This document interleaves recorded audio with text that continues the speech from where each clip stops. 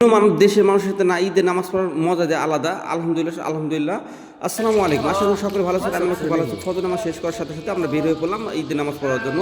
তো ঈদের মাঠে চলে আসলাম। আমাদের ক্যাম্পের পাশে একটা বিশাল একটা জামি মসজিদ, আর জামি মসজিদে আমরা চলে আসলাম। আর হচ্ছে আমার সাদিক, এর সাথে কথা দুষ্টু করলাম। আর এই শালা হয়েছে আমাদের কিছুদিন আগে বিয়ে করছে, তো আমাদের একটা মিষ্টি মতো কোনো কিছু খাওয়াই নাই, যার কারণে আমরা সবাই বকাবাজি করলাম। তার বকাবাজি করতে করতে চলে আসলাম মসজিদের সামনে।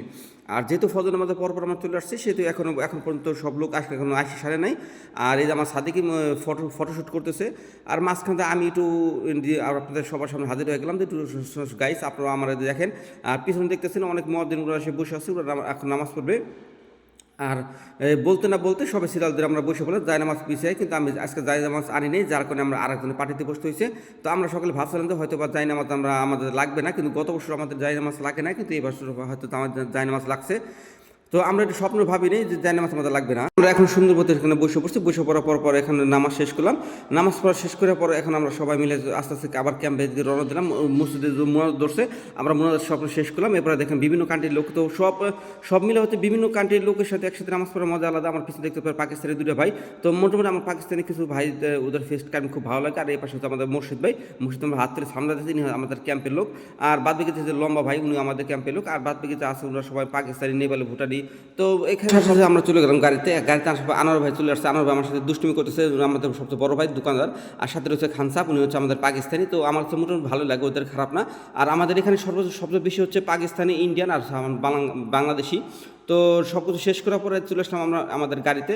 তো এখন আমরা গাড়িতে উঠে বসে পড়বো। গাড়িটা বসার পরে কিছু পর আমাদের গাড়ি ছেড়ে দিবে, আমাদের ক্যাম্পের উদ্দেশ্যে চলে দেবো। আমরা গাড়িতে ক্যাম্পের খানাদার খাবো। আর এর ভিতরে চলে আসে আমাদের ভাই। আমার হচ্ছে বাচ্চু ভাই হচ্ছে খুব ভালো একটা মানুষ। উনি আমাকে খুব মোটামুটি অনেকটা সাপোর্ট করে।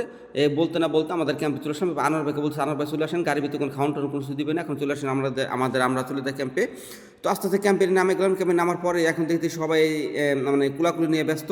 তো আমি একটু ওদিক তাকালাম, তাকাইতে কাছে ওদিকে আস্তে হাঁটতে গেলাম, তাই দেখি প্রায় কুলাকুলি মানে অর্ধেক করা শেষ। এরপরে দেখলাম তো সবাই প্রায় কুলাকুলি করা শেষ হয়ে গেলো। তার আমি আমার উস্তাদে খুঁজতেছি, উস্তাদে হঠাৎ করে পাই গেলাম উস্তাদে। আর উস্তাদে পায়ে জড়াই দিলাম। উস্তাদ কিন্তু আমরা বকশিস দেয় না এই বছর। এই বিষয়টা কিন্তু আপনারা করবেন, কমেন্ট বক্সে জানাই দেবেন আমার উস্তাদ কী করে আমার বকশিস দিল না।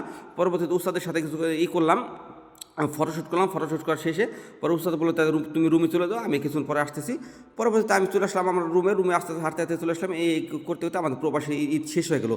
তো ভিডিও দেখে কেমন লাগলো, ভালো লাগলো অবশ্যই লাইক কমেন্ট শেয়ার করবেন। আর যারা আমার চ্যানেলটা এখন সাবস্ক্রাইব করেন, অবশ্যই চ্যানেলটা সাবস্ক্রাইব করে আমার সাথে থাকবেন।